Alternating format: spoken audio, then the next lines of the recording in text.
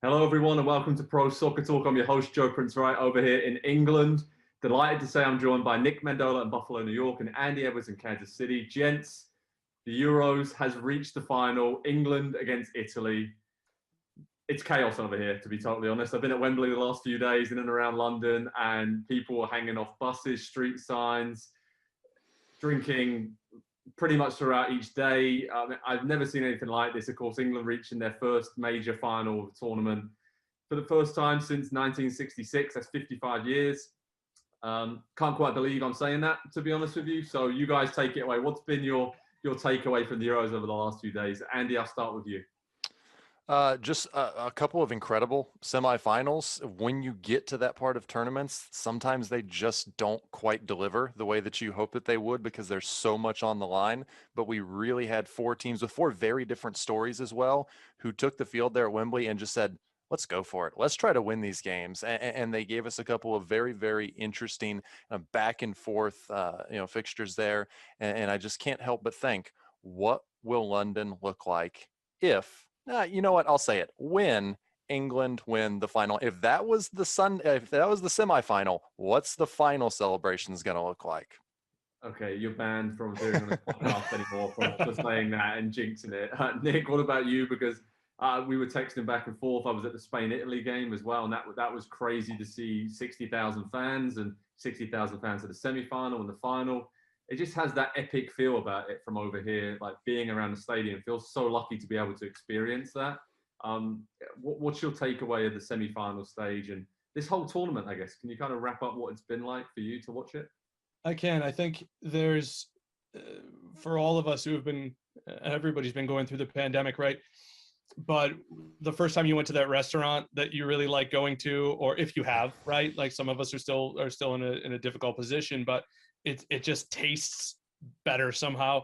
And I think that's helped. I think the fans are at a place where they're not, there's no way they're taking it for granted being there. They're ratcheting up the atmosphere. Everything kind of matters. I know a buddy of yours, Associated Press writer, I saw video of him trying to do a radio feed, Rob Harris, while Sweet Caroline was being sung behind him and the so good, so good, so good was going. And I just thought, this is the best. Like, this is, of all the things we missed, we sure missed this. And I can't help but notice, Joe, in the beginning, when you say the phrase England, it almost is carrying a sort of vibe with it. You're so bleeping proud.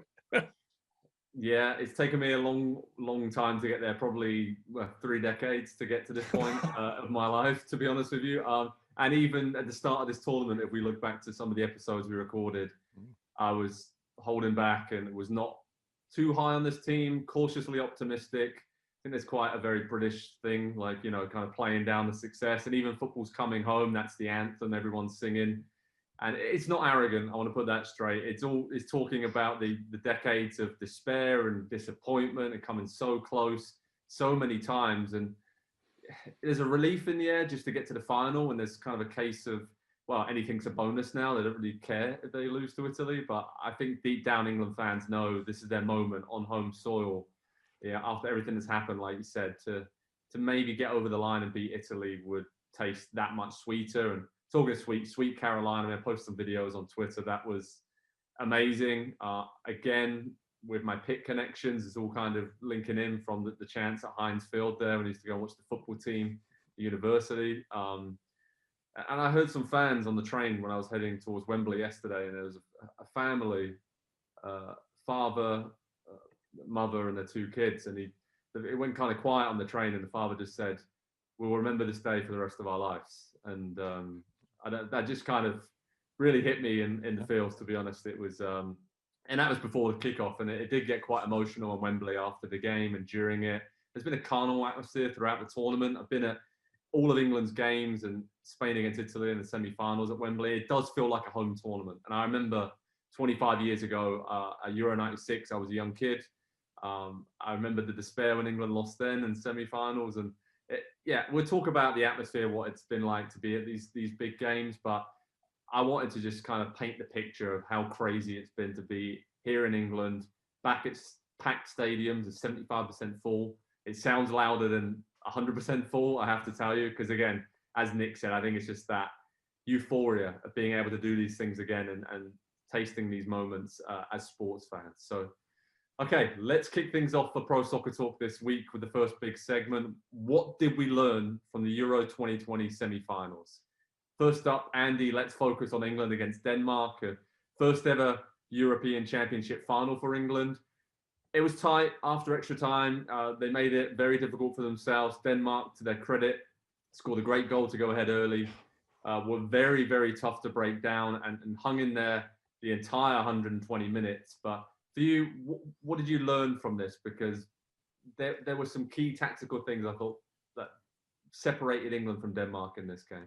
Yeah, I think we keep learning that England can find ways to win different games. They haven't really played the same game twice in this tournament, have they? They struggled a little bit through the group stages to get going, and maybe Gareth Southgate was just slow playing it just a little bit, holding back, trying to get the team where he wanted it defensively, knowing what was ahead in the knockout rounds, knowing the squad that he had, the possibilities of what could be with this team, and then they really seemed like he just kind of pressed that gas pedal through the floor once they got to the knockout rounds, especially against Ukraine.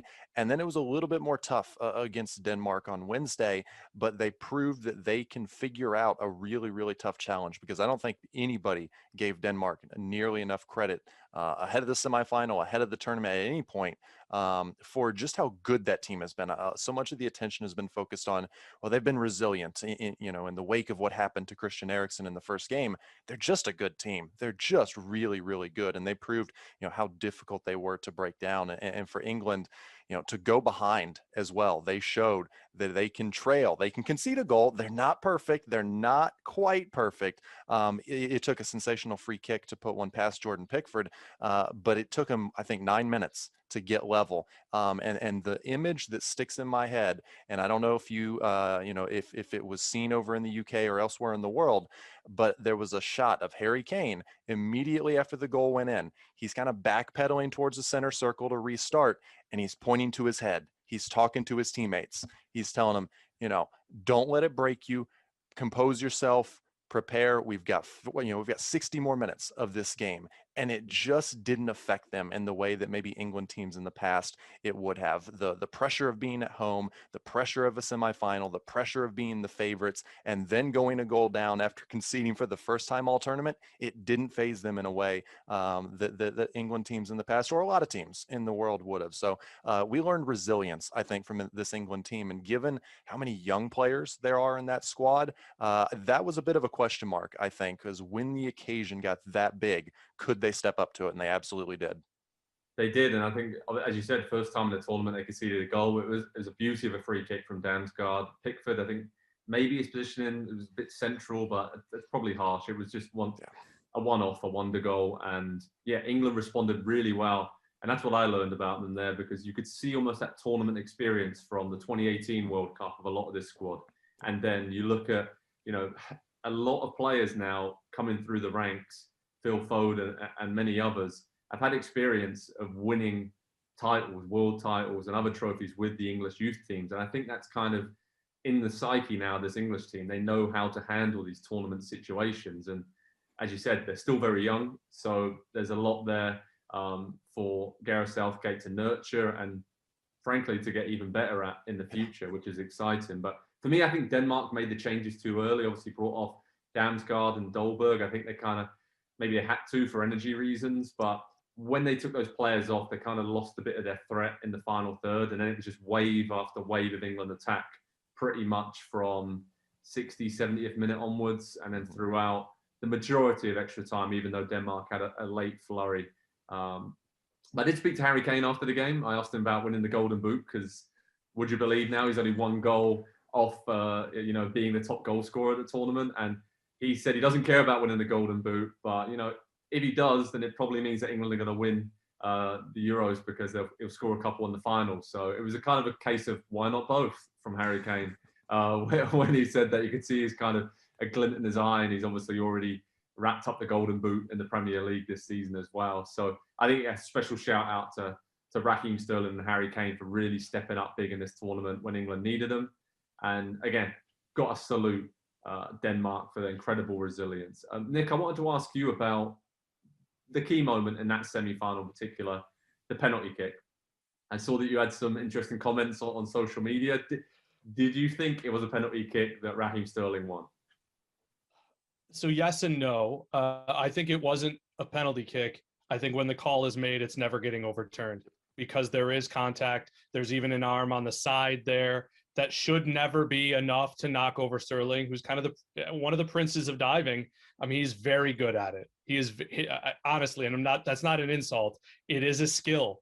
Whether you like it or not, it's a skill, and he's very good at it. So no, I don't think it should have been called. I think that's a gutsy decision.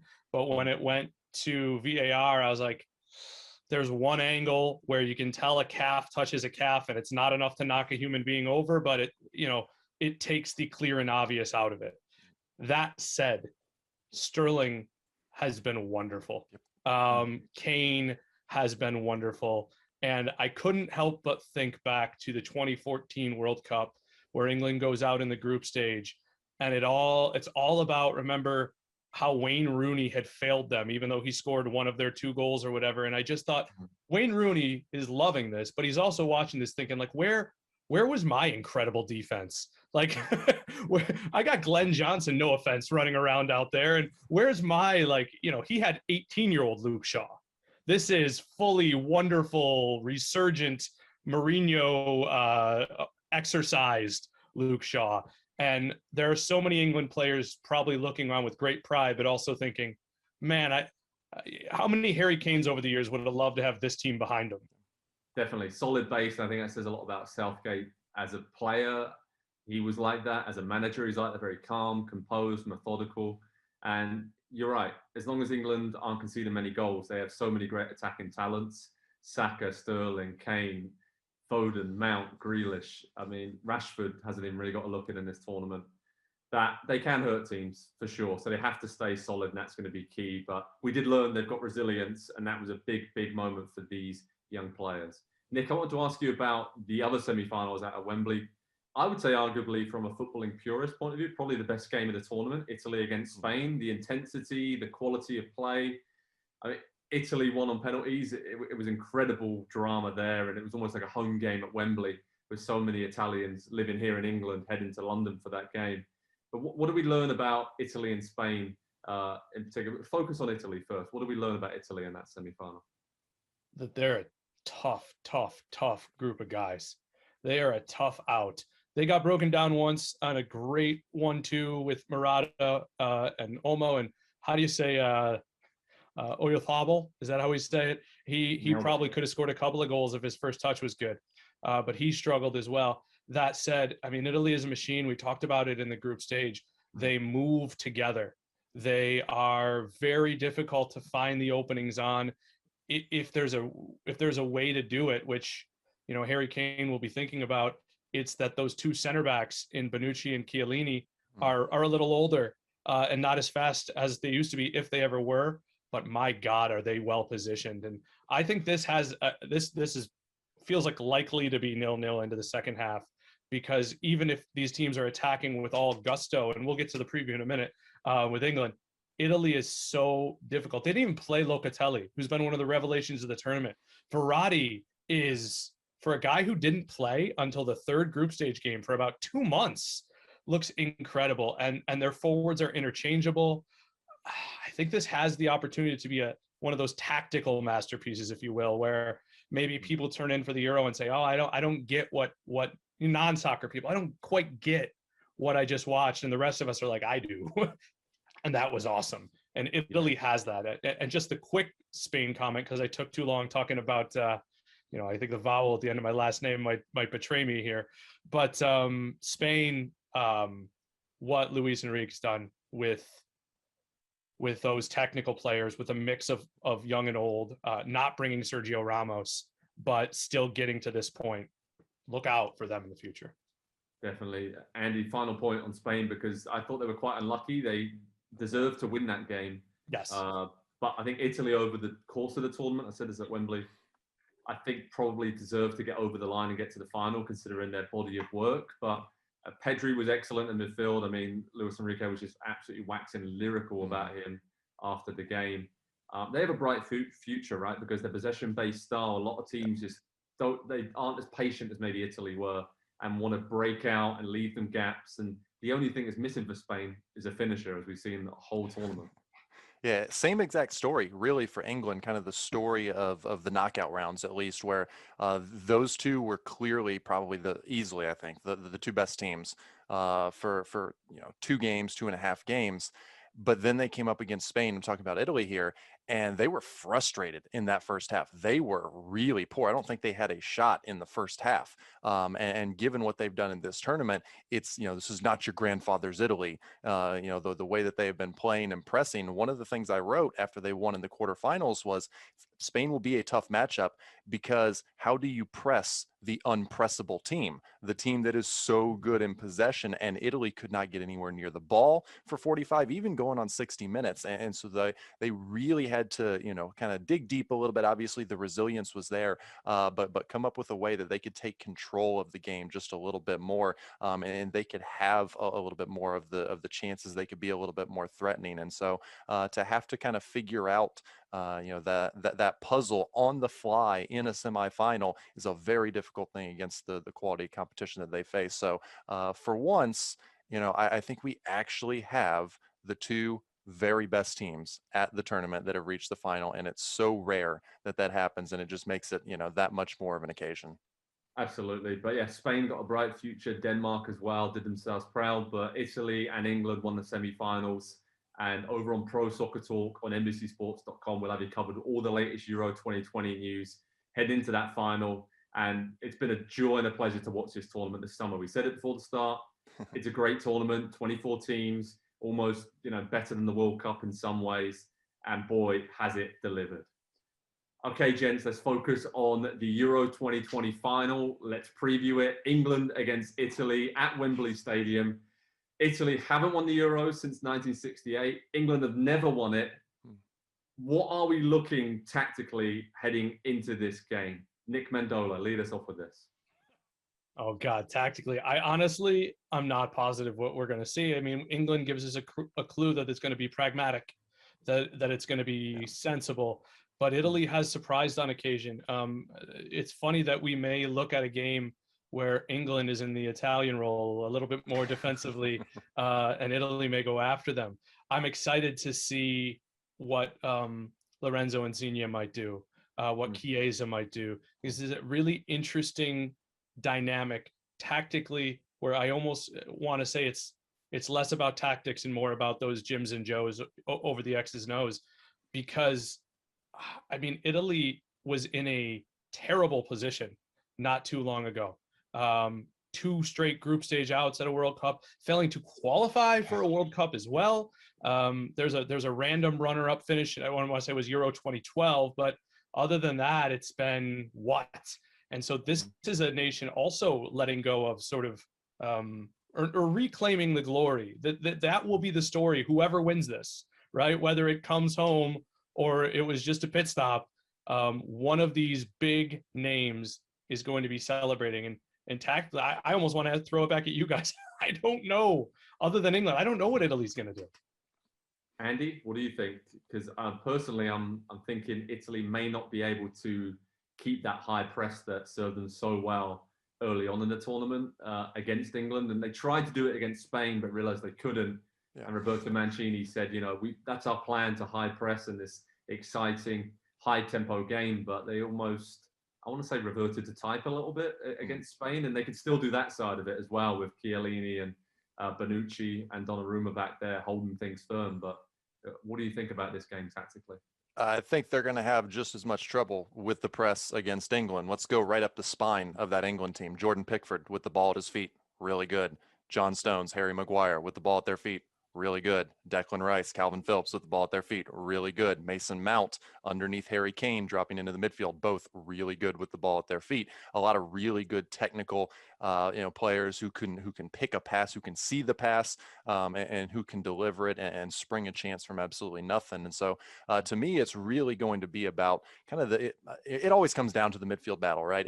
That sounds like the thing that everybody always says, but when you compare the styles of these two teams, so much of what they want to do rides on the two in midfield for England, the two sitting deep, and then the three in there for Italy. And I think a couple of weeks ago, I called that trio there for Italy probably the best group in the entire tournament.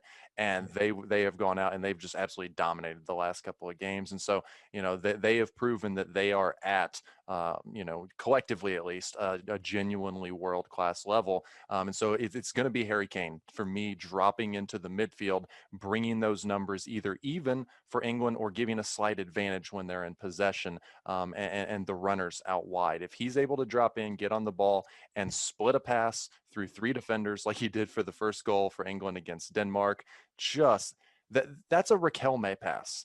And Harry Kane is a number 9. He is a striker his entire life, and he dropped one of the most perfect passes that you could play in a semifinal, trailing, against Denmark. Is just, the well-roundedness and complete game that he has. I think makes him, the player that you have to look to and say, if England are going to win the final, he's going to have a really, really strong game. And not because he's going to score goals. It's going to be his influence everywhere else on the field. That's what we saw all season with Tottenham. That's what we didn't see through the group stage. That was the most frustrating thing for England. Was you've got the blueprint for how to maximize Harry Kane, how to make him just absolutely incredible and put up the gaudy numbers that he did this season, and they weren't doing it. And then they got to the knockout rounds. They did it, and look what's happening. So if he can pull the center backs out of position as well, I don't think they're going to be tricked into dropping into midfield and leaving space, the experience that they have. But they're certainly going to try.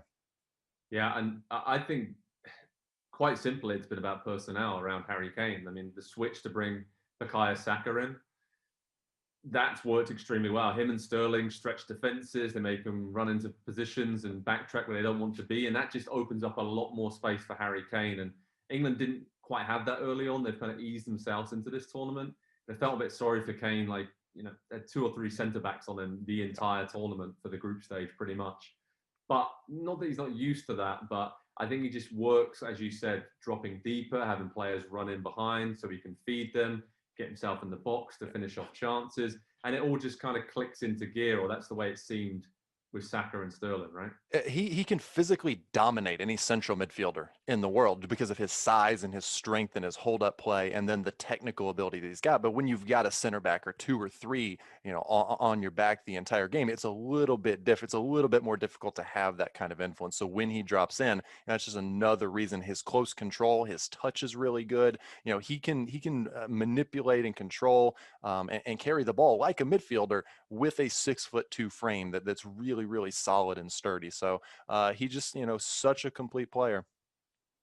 And he's come to life at the perfect time for England at this tournament, as England fans would say, at least. And everyone around Wembley before the semi-final was like, Harry Kane's going to score the winner. He's going to score the winner.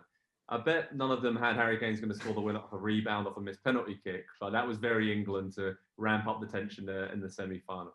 Nick, talking about England, the tactics, we've seen them switch between a 3-4-3 and a 4-2-3-1. I want to call it that. What would you do for them? Would you take on Italy with the high press and come flying out of the traps if you're England? Because I think they could get some joy there. They come out early on and maybe catch Italy by surprise. But again, this is an Italian team that showed they're flexible against Spain and are 33 games unbeaten and last lost the game in 2018. So they obviously know what they're doing. Yeah, I'm going after their left side. I think regardless of what formation you go in, and honestly, I feel bad because I think people are treating Emerson like he's not a good player because he's not a full-time starter at Chelsea. And when he scored last year, remember, it was like the full team celebration over, Emerson scored. This is still a very good player. But I think you're crazy to think they won't be attacking. It's probably the one area of, if you're going to call it a weakness, that Italy has right now. I think you have to create chances that are clear cut and extremely dangerous, because Donnarumma has been wonderful. And he's had if you look at their goal, Italy's goal against Spain, he restarts play quickly with a perfect little rollout. Obviously, he stops the penalty as well. Remember, this guy's been starting for AC Milan since he was 17, 18 years old. He's packed a lot and learning under the other Gigi Buffon, who, in my opinion, is a top 2 goalkeeper, at least that I've watched ever. So I think it's about where England creates those chances, because they have players who can do it, but you need something special to get behind this defense, and then you need something special to beat Donnarumma. And that's one of the few clear advantages that I think Italy has. Not that a goalie versus a goalie is an advantage. And Jordan Pickford's been as good as he's been in a while. There's something about him putting on that Three Lions shirt that looks a whole lot more confident than the Everton shirt. But I do think Donnarumma gives them that advantage. I think when you look at Sterling, maybe he's obviously been the player of the tournament for me. Definitely for England, and probably the entire tournament. When he's come up with key goals and key moments in pretty much every single game that England have needed him to so far. I would say, does he start on the right maybe? Does Southgate make that change to go up against Emerson and say, you know what, because they did switch it in the semi-final, and he said they wanted to get at Vestergaard at Denmark and get at the centre-backs. And I think that could be a key part of the plan. And just want to say a shout out to both managers here. Roberto Mancini, brilliant job, changed the philosophy. He said it wasn't possible about the players from day one, saying we want to try something a bit different and a bit un-Italian, if you will, with going away from the defensive style and ushering in this new high tempo. So great job he's done. But Gareth Southgate, I mean, he's got pretty much every single decision, tactic, formation, personnel choice, spot on. They've only conceded one goal from a worldie of a free kick. And, you know, even when he's bringing on Jack Grealish and the fans want him to start, when he's taking him off to go back to a back three, just getting it right. And for me, I think Bukayo Saka has to start, Sterling has to start, and that would really open up this Italian defence down the flanks. And then it's up to Harry Kane to finish off the chances. But Andy, what would it mean to either of these nations to win this tournament? What can you put into context? As Nick said earlier, Italy have been through a tough time. England have never won it. So this is a big deal for both of these countries. Yeah, it's narrative-wise, it's really interesting because I think historically these are probably two national teams that are pretty easy to dislike, right? England, for all the talent that they've had over the years, just kind of the way that the English stars, get put onto a pedestal early in their careers, and then the media and the tabloids decide to tear them down, and so they become less likable figures and everything. You know, I'm thinking about the teams of my lifetime, at least. And then Italy, a little bit for the style of play, a little bit for some of the shenanigans on the field. And they're probably the two most likable teams in terms of the personnel and the way that they play at this tournament. And so what I've seen a lot on social media is people really trying hard to still dislike and hate both of these teams. And it's just really difficult to do, I think, because of the way that they have attacked this tournament, no pun intended there, and the way that they have played and how good they have been, just the joy that those two teams specifically have brought to this tournament. So in a way, it's a couple of teams that you almost never want to see win, but at this tournament specifically with these squads, it's two teams that you don't really want to see either of them lose. Nick, you agree with that? Yeah, I mean, it's spot on in the sense that I think both teams are also not nothing like, but very different from their reputations. The one thing that I look about as changing a narrative, England changes the narrative by winning, right? England changes the narrative because they've won, and the alsos became the did, and we've seen it in baseball with the Chicago Cubs and the Boston Red Sox, right? When the team that's been waiting so long, even Andy, right, in Kansas City, the Chiefs waited a long time to between Super Bowl appearances, let alone wins. I look at what Italy's been able to do. This has been a fire at will Italy, 18 shots per game, and that's second in the tournament. England's 20th, and you think, right, that doesn't seem right. But when you go to shots on target, Italy's only putting 5 on target a game.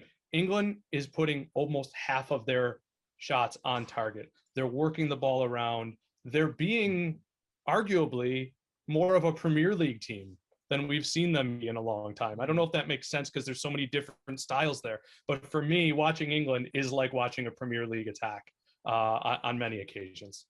Definitely. And I want to say about the significance, obviously, as an Englishman, watching England at Wembley, it's emotional, it's inspirational to see what this team is doing, both on the pitch and off the pitch. You said it, this team is very hard to dislike when they are Southgate as well. They are all talking out on social issues, trying to battle injustice and racism, and taking a knee before every game, and even some of their own supporters aren't in support of that. They have stood tall on and off the pitch throughout this tournament, throughout the last few months as a group, and you have to give them huge credit for that. And it feels like a club environment. It feels like they all play on the same Premier League team, and England have never had that. When you go back to the golden generation, of Beckham and Scholes and Lampard, Gerrard, it was always those club cliques. But here, you can tell the fan base and the team are all united. You could see them singing Sweet Caroline together after the semi-final win against Denmark. Just incredible scenes. And when I was looking around Wembley, I took a moment to look at the flags, the St. George's flags spread all across the stadium. And, the club names are emblazoned on those flags. And it's Morecambe, it's Macclesfield, it's Scunthorpe, it's, cities and clubs in England that they're not watching Premier League football week in, week out. Their team is never going to win a big trophy or probably ever be in the Premier League. So this is their moment for glory. This is their moment to support a team that actually wins something. And that means so much to fans all over the country. And it does feel like the momentum and everything's kind of aligning for England here on home soil against Italy in a final, pretty much a home crowd. I'm not going to say it's coming home yet. You're not going to get me there yet. You've been trying for the entire month, but it's very close to coming home. It's 90 minutes away from doing that. So I'm going to go with my prediction. I think that Italy are going to win on penalty kicks. So do I. That's just the way it works, I'm afraid, as an England fan. And I think the 1 day less of rest for England will actually come back to hit it pretty hard. Italy made a lot of subs early in the semi-final. England did not. And I think that may actually just be the difference. And Italy have a little bit more experience with Bonucci, Chiellini, Jorginho. I think in these big games, they just kind of know how to get over the line. But who wants to go next on their prediction? And please, someone tell me I'm wrong. I'll change it a little bit. I'll have Italy winning 2-1. I think England will find a way past, and I think it might even be the first goal of the game. But over the 90 minutes, I just haven't seen Italy look like this. Yeah, I picked England before the tournament, so they're in the final for the first time in 55 years. In case you haven't heard, I'm not changing my pick now. Maybe I've willed it into existence, so I'm going to say we're going to have an incredible final, 3-2 to England, and it's going to go back and forth, and that even more so than penalty kicks is going to give you heart problems, Joe. Just the nature of the game, but England come out on top. Well, if that happens, then you can find me on a lamppost in London somewhere for pretty much the rest of the summer, because the celebrations are going to be wild. We'll have you covered here on Pro Soccer Talk and NBCSports.com. Euro 2020 final, Italy against England at Wembley Stadium. It's going to be brilliant. Two huge nations, pretty much a home tournament for England. So it's a host nation hosting it. A perfect scenario for UEFA for this big, big game. And we will have you covered across all the platforms. Yeah, I'm already nervous, but it's going to be a good one. I cannot wait to see that play out on English soil. Okay, gents, let's focus on another big tournament going on around the world at the moment, the Copa America final, and talk about two big teams squaring off. Brazil against Argentina, Messi against Neymar. Straight into this one. Nick Mendola, who are the favorites to win Copa America? Well, it has to be Brazil. They're at home. They look as good as any team I've seen since any Brazil team I've seen, I should say, since those days of filming commercials in airports with with Ronaldo. Just fantastic stuff, complete defensive efforts. And the problem they have with not being a favorite is the best player in the world's on the other side of the pitch. So it's been an incredible tournament. Very, very briefly, Aston Villa fans, Emi Martinez saving three penalty kicks after Messi made his. And it's fun because we've seen Messi win so much for club, seeing how much this means to him and how much it's going to mean to Neymar almost is the subplot that doesn't need to be said. It's just the plot. Like, is Brazil and Argentina going to win? These things are important, but really this is a legacy defining game. Andy, you agree with that? I mean, we're all just looking forward to Messi trying to win his first ever major title with Argentina. I mean, how much do you want to see that? Yeah, Brazil, Argentina, the rivalry, the plot, Neymar, Messi, the 1A A subplot. It's absolutely perfect. It's just a shame that these games are being played in empty stadiums down there in Brazil, and that we can't have that kind of atmosphere. I wonder just a tiny little bit if maybe that takes the pressure off of Argentina this time around, because Brazil have won Copa America a couple times in the last decade, and so they don't have that just the need and the desperation to win it. But for Messi, it's I keep hearing people say he needs to win a major trophy for Argentina to to secure his legacy, to cement his legacy, or it'll be a strike against him if he doesn't. And I just don't think I don't buy it, because what he has done for Argentina by himself for almost a decade is it's incomparable. Anybody else on the international level. He dragged them to a final in 2013. He dragged them to a final in 2014. He dragged them to a final in 2015, and they lost all of them. I believe all three on penalty kicks. And I think he missed one of the penalties in those shootouts. But without his performances, especially at the World Cup, they're nowhere near the final. He had no help from Argentina, a nation that produces the players that Argentina does. He had no help for a decade.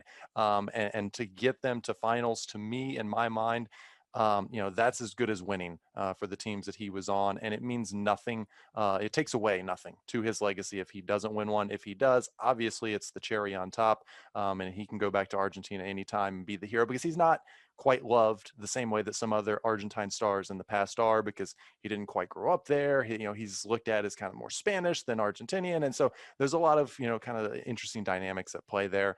But for the world at large, he doesn't need it. But of course he wants it, and you want to see him win one as well. And Joe, here's what's amazing about this tournament, and it's been so much fun to watch, is you have two of the best players in the world playing at their very, very best. Mm-hmm. And so while I use the phrase legacy defining, because I think he doesn't need to win, and Andy's right. But if he does win, there's the strikes are gone. The strikes are gone. I mean, I know there's the dumbest things I've ever heard. I hate the argument of, well, he's only won in La Liga. Okay. And the Champions League and this, that, and the other thing. But I look at Messi, 33 successful dribbles, Neymar at 26. The only reason Neymar isn't the story of this tournament is because Messi is going to win the Golden Boot and the assist thing too. He set the assist record. This guy's been out of his mind. It means so much to him. And you do feel almost like that World Cup a few years ago, where is he just going to will this? Is this going to be a game that we've seen with Barcelona? And honestly, he had practice this year, because that team was not that great under Koeman. We could see him do that again, where he just runs it. And I hope so. I'm actually, Joe, I know, I'm sorry. I'm just as excited to watch this game on Saturday night as I am to see England and Italy on Sunday afternoon. Yeah, heavyweight battle in every sense of the word. And for Messi, it's just, as we said, a shame defensively Argentina haven't been good enough over the years to allow his genius to give them a platform to win multiple titles. And there's just always that thing in the back of my mind. Don't hate me for saying this, but until he actually wins a trophy of Argentina, every single Cristiano Ronaldo fan on the sort of the GOAT debate will say, well, he hasn't done it internationally. He couldn't lead them to a trophy. And until he does it, that's just a fact. And, you look back at Maradona and Pele, everyone, rightly or wrongly, will always say that. So this feels like a big, big moment for him. Because Brazil are good. They're not a vintage Brazil team. They're solid defensively. So, I mean, that's the key battle, right, to look out for in this game, Nick. I mean, you look at the Messi against some of those Brazilian defenders, and I don't know. He probably will come out on top. So you think that Argentina are the slight favourites going into this game, or are they the underdogs? I think they're the underdogs. I mean, Brazil just looks like a complete team right now. Not vintage in the sense of stylistically, but they're keeping clean sheets left and right. I think they're only scored on twice this tournament, if I'm not mistaken. And I just look at Argentina as a team with more holes. When they were lining guys up for penalty kicks, you realize the attacking talent was there, right? They're not even, you've got an Aguero being not that used. You've got Lautaro Martinez, Correa. You've got, guys that even Rodrigo de Paul, who missed his kick, has been pretty great. Papu Gomez, but we start to look at the backs, and it's just not a lot. It's not a lot, and I think Brazil is going to find their way through. Neymar's used to this, and I really do think, unfortunately, for Argentine and Messi fans, this has a Neymar moment written more over it than a Messi. Andy, you agree with that, mate? You're going with Brazil to win the Copa America final? Sadly, yeah.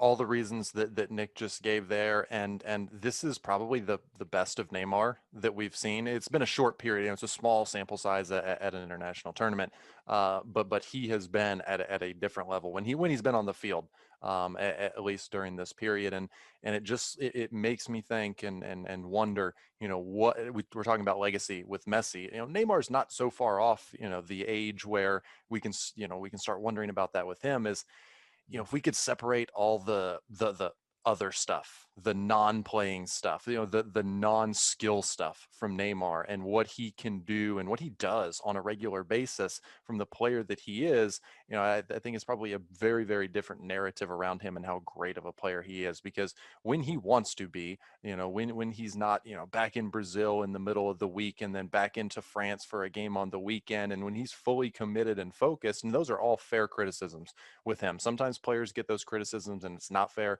It's totally fair with him because he does it so openly.